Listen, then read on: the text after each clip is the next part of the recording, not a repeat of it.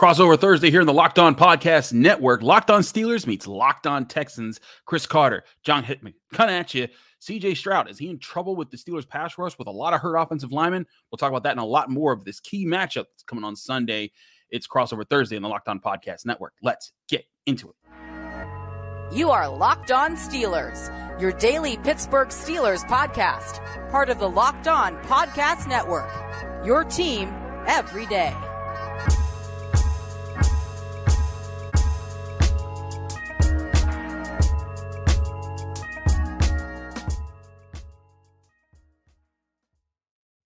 Hello and welcome to Crossover Thursday here on the Locked On Podcast Network. We are your hosts from Locked On Steelers, Chris Carter, and from Locked On Texans, John Hickman. We're breaking down this big 1 p.m. Sunday matchup. Finally, we get an afternoon game here in Pittsburgh. I'm tired of these night games. But, yeah, man, you got to stay up late. You know what it is, John, man. I want to be able to done it. Man, it's tough. And then, record my show and then have a whole evening to relax. I ain't had that for a bit, but it's going to be a big week. These are two teams coming off of wins where their young quarterbacks threw 2 touchdown passes in their games. It's going to be a big talking point, those guys. We got a lot of other talking points. But first, before we get into any of those talking points, we got to talk about our sponsor, and that's Prize Picks. This Crossover Thursday episode is brought to you by Prize Picks, the easiest and most exciting way to play daily fantasy sports. Go to prizepicks.com/LockedOnNFL and use code all lowercase LockedOnNFL for a first deposit match up to $100.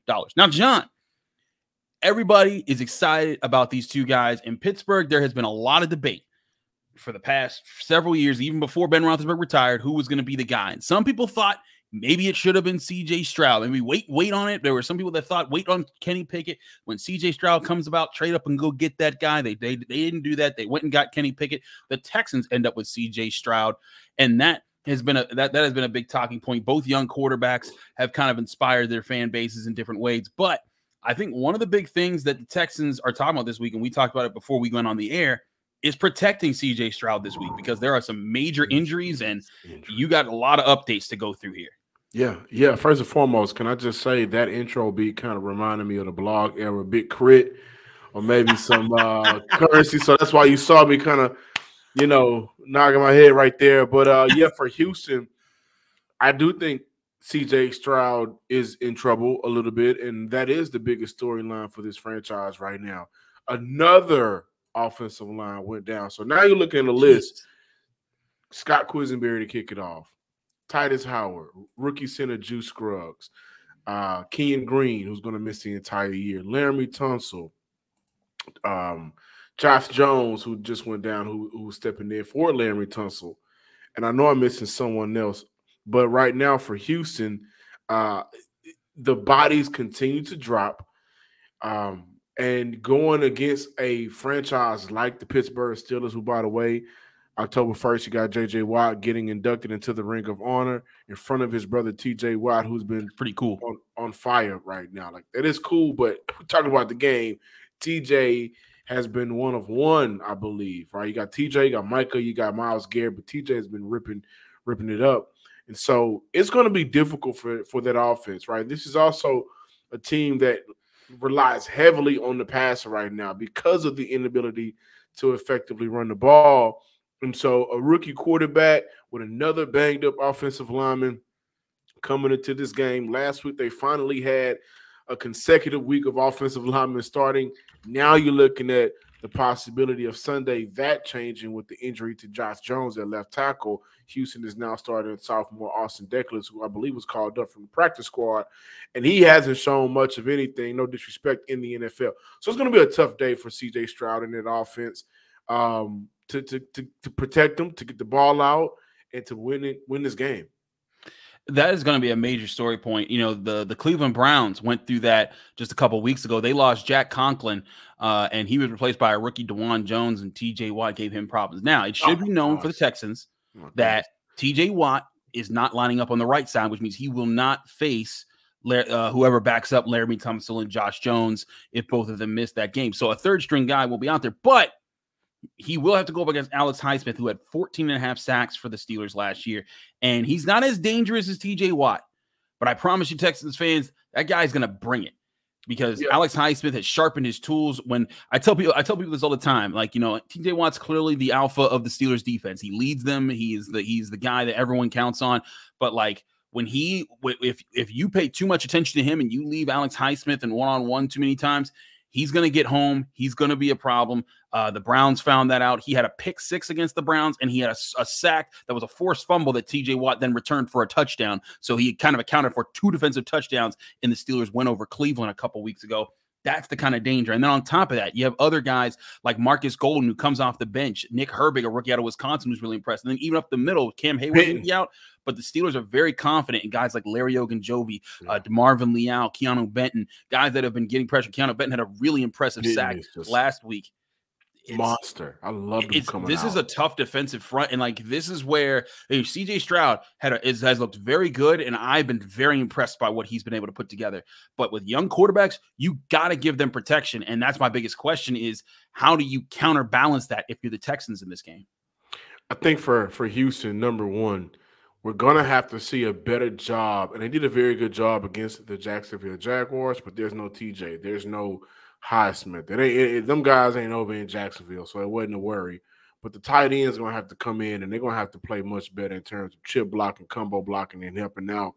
And whenever you get an opportunity to leaving your running backs in, if it's one of those situations where it's 3rd and long, and you ideally, don't have a quick pass to, continue to move the chains, the running backs and pass protection got to be a whole hell of a lot better too, man. I mean, again, you got 2 dogs coming off the edge that can completely disrupt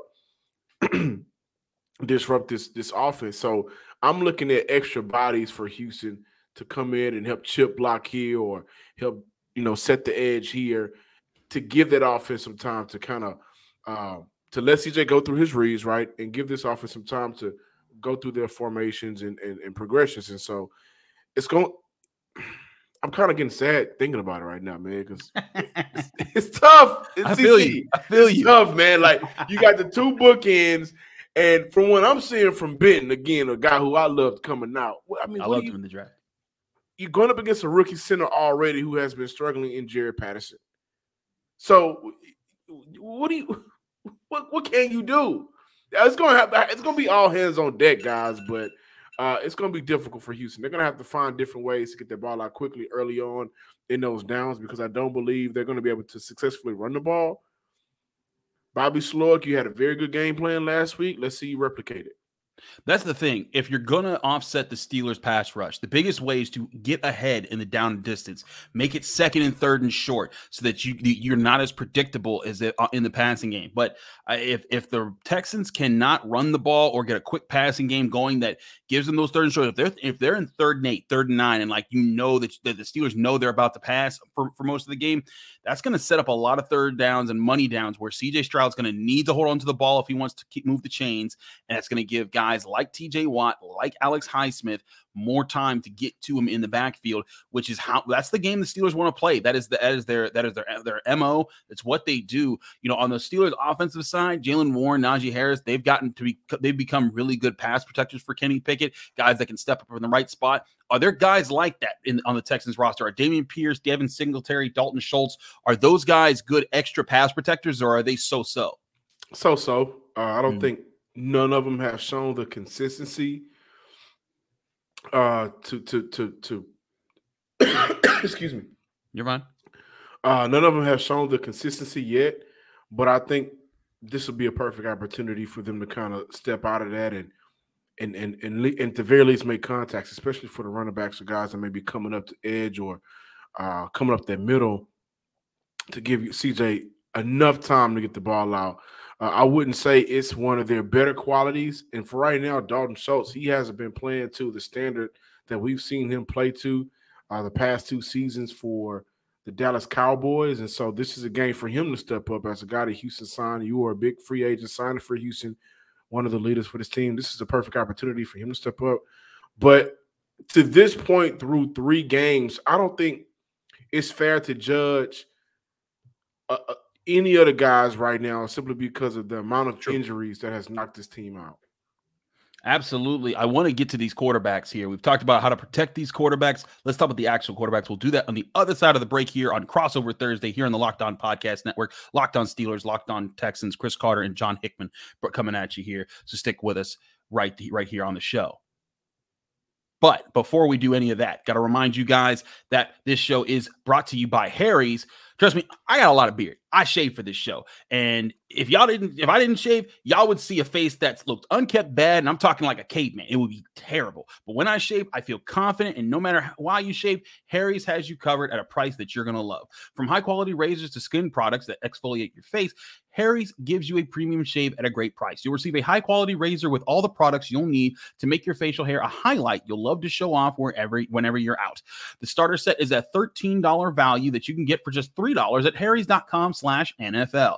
It's a 5-blade German engineered razor, weighted handle, foaming shave gel, and a travel cover. Refills cost as low as $2. And Harry's has the highest customer satisfaction rate in the shaving industry. And it's a no-risk trial. Don't like your shave? It's on them. Get a $13 starter set for just $3 at harrys.com/NFL. That's harrys.com/NFL for a $3 starter set.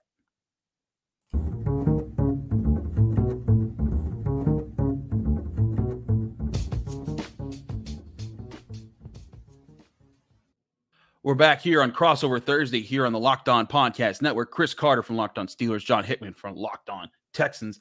John, let's get into these quarterback situations. And I want to start with you because CJ Stroud has kind of been the hype. He's thrown 4 touchdowns, no interceptions, looked really good against the Jaguars last week. What have you seen when you study the film? What is this guy doing right? He is just so damn accurate. And I mean, Houston had the opportunity for a couple of seasons to see Deshaun Watson play football for them. And though Deshaun Watson hasn't looked like the Houston version of himself, at one point he was a very good quarterback in the NFL. I mean this with every fiber in my bone. Don't do it. You're about to do it, John. CJ Stroud is the most accurate quarterback in franchise history. Oh, he played 3 games. What are we doing? And in 3 games, I'll tell you what I'm doing. I'm watching the tape.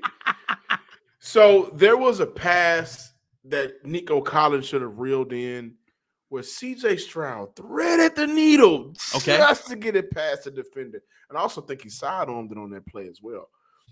And it goes right in between 2 defenders, and Nico should have just, maybe caught it and failed, but I think he may have taken his eyes off the ball to get some yak yards. But CJ is a guy that's super accurate.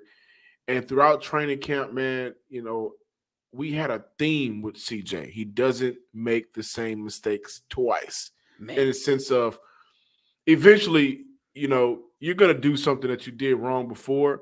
But with rookie quarterbacks, you tend to see them make, or Zach Wilson, but you tend to see them make a lot of the same. No.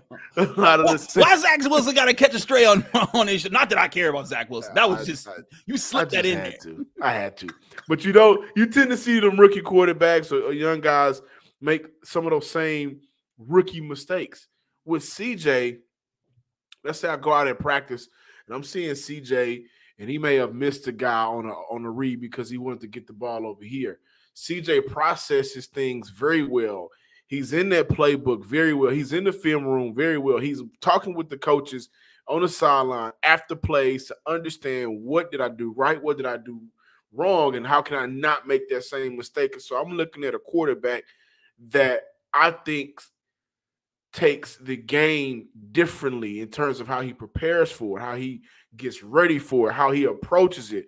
And as a quarterback, and so last week against the blitz, man, he was, I think, 10 or 13 for 148 yards and 2 TDs. And with a clean pocket this year, the guy's been, his numbers are crazy with a clean pocket. And that's good to hear because you don't have a clean pocket too often in Houston. So whenever you do get that opportunity, you're seeing the production there. This guy's different, man. I think he is a true franchise quarterback. I love the way this young man approaches the game. And again, the theme throughout training camp, you're seeing it through the first 3 games, he doesn't make the same mistake twice. He understands how he can get better, and he does it quickly. And another thing, you don't necessarily see a lot of these younger quarterbacks like Justin Fields process and go through the progressions as good as CJ. I see CJ constantly left outside, seam. Okay, my third read is open right here. You love to see that from a rookie quarterback. Absolutely. 10 years down the line, I mean, he's already doing those type of things as a vet in year one. That is really impressive to hear, because having a smart, to me, like, a lot of people look for arm strength, they look for athleticism. I think the biggest thing that a quarterback as a rookie can come into the NFL with is your smarts, your ability to understand your offense and how to counterbalance that offense against different types of defenses. And if CJ Stroud is showing that is really impressive and important. And looking at the numbers, like you said, when he's not blitzed, he completes 58. He's completed 65% of his passes, has 649 yards through the air, averages 7.3 yards per attempt, 2 touchdowns, no interceptions. When he is blitzed, he still completes 62% of his passes for 257 yards and two touchdowns, no interceptions. And all of those have come on either situations, according to Pro Football Focus. When he's kept clean, he has 4 touchdowns, no interceptions, and he averages 8.9 yards per attempt. But, and this goes back to the opening topic that we had here about the pressure the Steelers might be able to bring with this hurt offensive line and the Steelers' knack for getting to the quarterback. So far, his numbers under pressure have not been great. This is the only time, is the only flaw that you can find in his game, in my opinion, right now. When he is under pressure, and that's been 37, that's for 53 dropbacks that he's had this year. He's completed 21 of 38 attempts in those situations. That's his lowest completion percentage of any marker here at 55% for only 165 yards. Hasn't thrown an interception, but hasn't thrown a touchdown either. And his yards per attempt drops all the way down to 4.3 yards per attempt. And he's been sacked 11 times in those scenarios. That's the worry part here. Now, Kenny Pickett's growing at a different kind of rate right now. Like, he's thrown a lot of interceptions. He's dealt with a lot of problems with the Steelers. But the one thing, I covered him in college. He's a guy that he learns in a similar way of CJ Stroud. Like, he learns from this. He takes something back into the lab. He has a whole office the Steelers have given it. What's your question, John? So for Kenny, how much is Kenny? Yeah.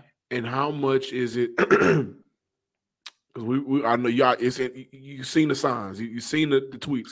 the offensive coordinator. How much is Matt Canada? So that's what I wanted to get into it with you today. Sure. So we talk about that a lot on the show. And anyone that watches and listens to my show knows that I am not a blame everything on Matt Canada guy. I think there's things that he does that I disagree with. I'm like, man, I wouldn't agree with that call then and there. But to me, the biggest problem the Steelers have had so far is that they don't have a bread and butter. And they don't have a bread and butter yet on offense, like as far as like a play that you can dial up that, hey, that's going to get us 5 to 8 yards. But they don't have that yet because I think they're lacking chemistry right now. And the thing is that Matt Canada's drawn up some pretty good plays. Like even again in the butt whooping they took from the Niners, I broke down 5 third down plays in the first half where Kenny Pickett had an open receiver each time and either didn't see him or just missed him entirely on his throw. And that, to me, I was like, what happened? Because in training camp, he was on fire. In preseason, he was on fire. He was seeing everything, accurate with his throws. It was like all of that went away.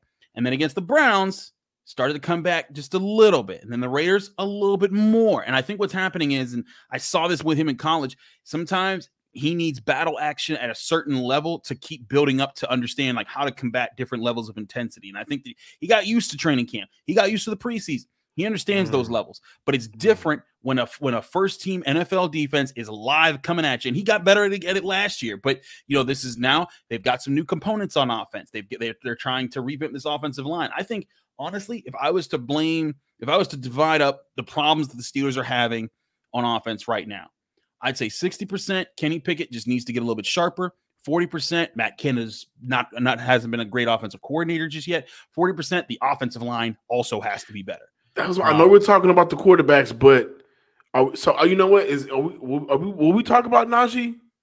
We'll talk about that in the next segment. Okay, we're talking about Najee. Okay, yeah. We'll talk about Najee Harris because also he has a guy in Jaylen Warren right behind him that has been pushing him for snaps. But again, my point here with Kenny Pickett is I think one thing that he is starting to get used to is how to combat different levels of things that are brought at him. Like, in the first week, he was not dealing with what the Niners were doing and bringing pressure really well, but he started to understand it. He's counterbalanced it, and he's faced premier edge rushers every week. He had Nick Bosa week 1. He had Myles Garrett week 2. He had Max Crosby week 3. And the Steelers, I'm waiting for the rookie. I'm waiting.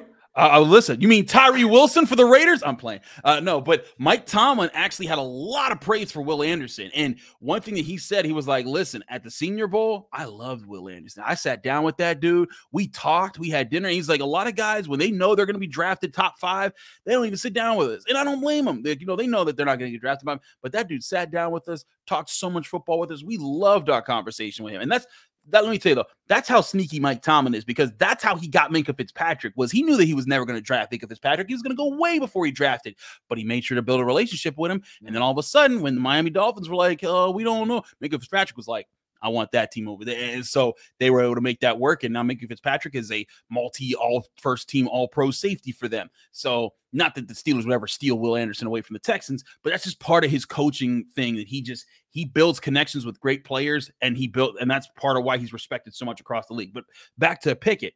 They've faced those top-tier edge rushers these past few weeks. So I think he's starting to acclimate to it. When he's been pressured this year, he's been pressured on 53 dropbacks.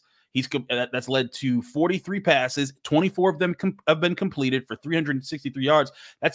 It's crazy here. He is averaging more yards per attempt when he's pressured compared to when he's kept clean. He averages 8.4 yards per attempt when he's being pressured in the pocket, versus when he's kept clean, it's 5.3 yards per attempt. And when he's been kept clean, he's thrown 2 touchdowns but 3 interceptions. When he's been pressured, he's thrown 2 touchdowns and no interceptions. And I think part of it is Kenny Pickett is starting to get back the feel of when to take the shot, when to understand to go right at the blitz and things like that. And I think that's where he is developing. And no quarterback's path is linear. Like CJ Stroud's path is different than Kenny Pickett's path. Both of them can become great quarterbacks in different ways.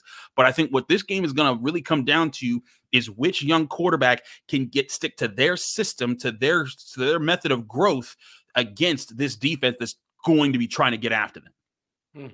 Yeah, to get back to Kenny, I think Kenny is for one. I'm gonna tell you why I like Kenny. Do I think Kenny's like the best of quarterbacks as of right now? No, but Kenny, I think, embodies the Pittsburgh Steelers. I agree with that. I feel like he's a culture kind of guy.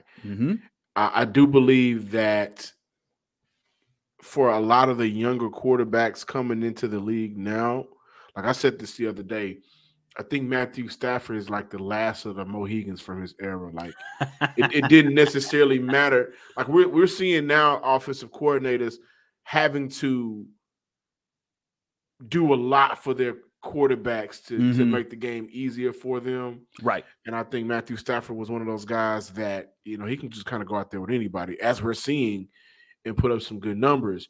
I think Kenny would benefit from an OC kind of making things a little bit easier for him offensively from what I'm seeing. Now, I catch Kenny every now and then, so I could be wrong, but I do like Kenny, and I do think that over the course of time, the connections that Kenny will make with his receivers is gonna push this offense forward. If Pickens get involved as a wide receiver, then against the Houston Texans, it's gonna be a long day. Whenever him and Kenny get on the same page, you see the difference in Pickens, but you also see the difference in Pickett, because now he looks okay. I got my guy involved. I feel like everything else is gonna kind of fall into place. I could be wrong, but when I see those two get on the same page, it seems like Kenny is just like, "Whoo, okay, he's taken care of. Now I can kind of just do some other things." And so I'm one of those guys that give quarterbacks, every NFL player, 3 years in the NFL. I'm excited to see what Kenny does this Sunday and throughout the rest of the season, because I do think that this division is winnable for y'all. Listen, I think I've said this from the jump. The AFC North, it's going to be competitive, but it's not going to be unwinnable for the Steelers roster the way it's built compared to their opponents there. I think there's a lot more to break down. We'll talk more about that and the key matchups in this game and what these teams have to do for each of them to be in the best situation to win. We'll get that on the other side of this break here on the Crossover Thursday in the Locked On Podcast Network. Chris Carter with Locked On Steelers and John Hickman of Locked On Texans. But first, we got to talk to you guys about our great sponsors at Prize Picks. Now, as y'all know, Prize Picks is the most fun that you can even possibly have if you're trying to win up to 25 times your money during football season. All you have to do with Prize Picks Select 2 or more players, pick more or less on their projected stats, and place your entry. Prize Picks is the fun new daily fantasy game that everyone needs to start playing right now. If you're big into fantasy sports, this is a way to get your daily fix by selecting individual player projections and making simple decisions on whether they'll get more or less than a set of number of points, rebounds, touchdowns, yards. And this is the thing, it covers all sports: NFL, NBA, NHL, college sports. All those different things are available to you on Prize Picks. For example, if you're a Steelers fan and you want to say TJ Watt's projected to get 1.5 sacks, will he get more or less? You simply guess on that. You could be correct. On the flip side, if you're a Texans fan, if you want to guess that TJ Stroud, his number is 2.5 passing touchdowns in this game, you say more or less, you hit on those two, you have now won money on Prize Picks. And Prize Picks offers weekly promotions that lead to big payouts like Taco Tuesday, where each Tuesday Prize Picks discounts select player projections up to 25% to provide even more value for your Prize Picks. And again, they include all the different leagues. Download Prize Picks apps today or go to prizepicks.com to sign up and play daily fantasy sports. Go to prizepicks.com/LockedOnNFL and you can use code LockedOnNFL, all capital letters, all one word. You'll get a first deposit match up to $100. That's prizepicks.com/LockedOnNFL. And again, use code LockedOnNFL for a first deposit match up to $100.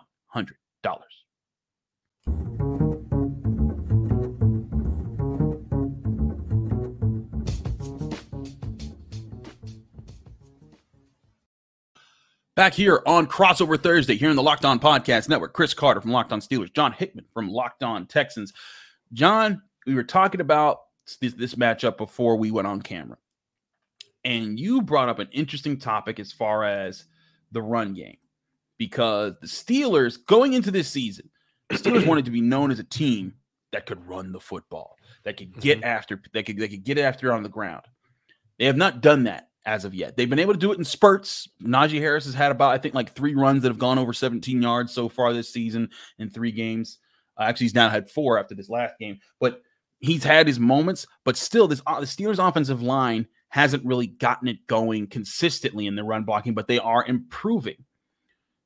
What is the Texans run defense situation right now? Because we were talking about it before, and you were saying, hey, the key is don't let that run game get going if you want to make the Steelers one-dimensional. Yeah, I think for Houston right now, man, I'm looking at a team that's still trying to establish themselves up front. I think the identity is there, but the defensive tackles play hasn't been the greatest. And you're also looking at a situation, again, on one side of the ball, you're looking at a banged-up offensive line. On the flip side of the ball, you're looking at a banged-up defensive tackle unit.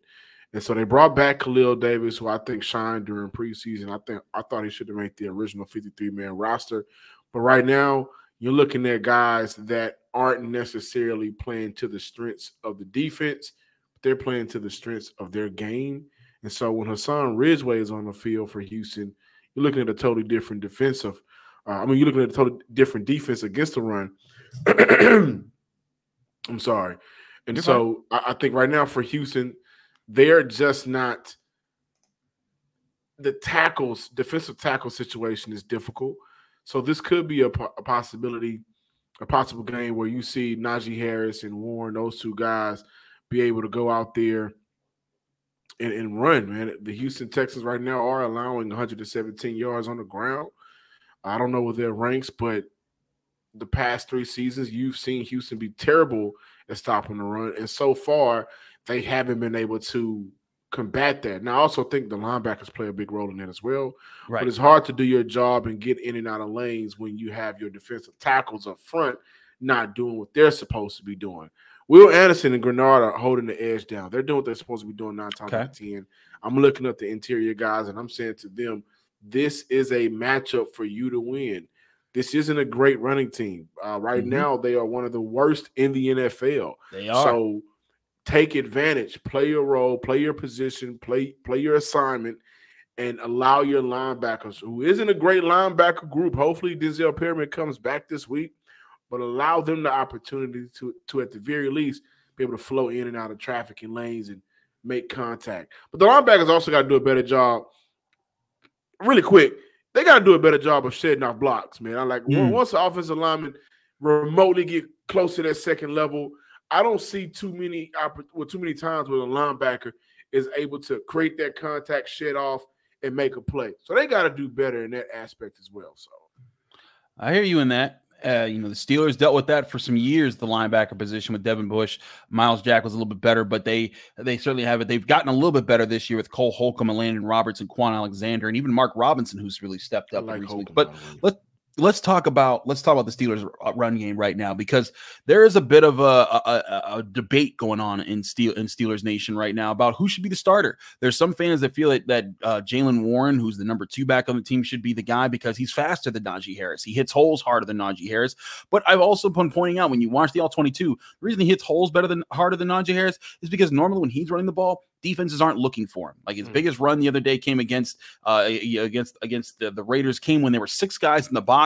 The Steelers ran it to the weak side of the formation, and all he had to do was just make sure 2 guys were blocked, and he just soared right through the line. Whereas Najee Harris, there's a lot of times when he's getting the ball, there's 8 to 9 guys ready for him and just looking for him. And that's what a lot of defenses have been doing early on. And I think there are times Najee Harris, I think he pulls up a little bit because he's like, this ain't going to work because my offensive line's getting its butt kicked right now. But that's where, if the Texans are going to slow down this run game and keep it from getting its first big week of the season, they have to be aggressive. They have to force Pickett to be the guy that opens up the run game and say, hey, you know what, Kenny Pickett, show us that you can throw the football accurately and dice our defense up.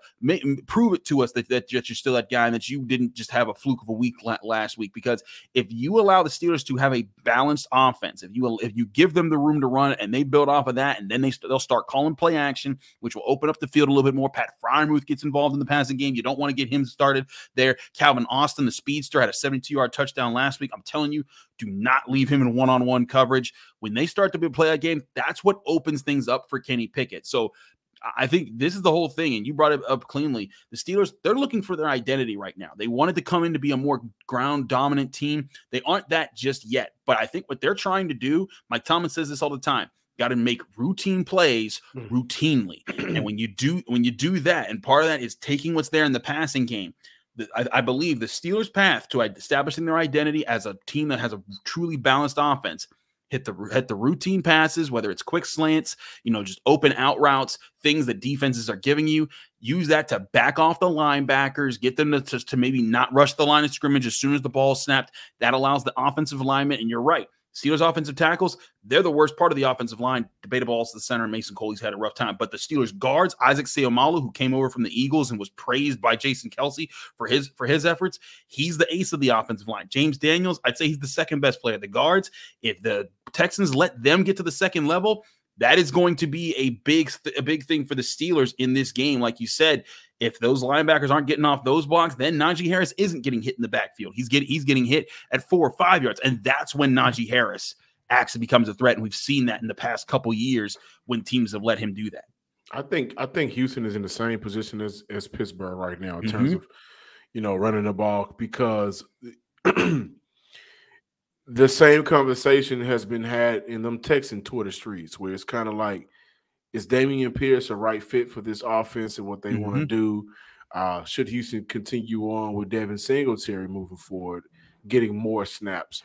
And when I look at Najee, when I look at Damien Pierce, I do look at 2 guys that a lot of times I'm seeing them hit before the line of scrimmage.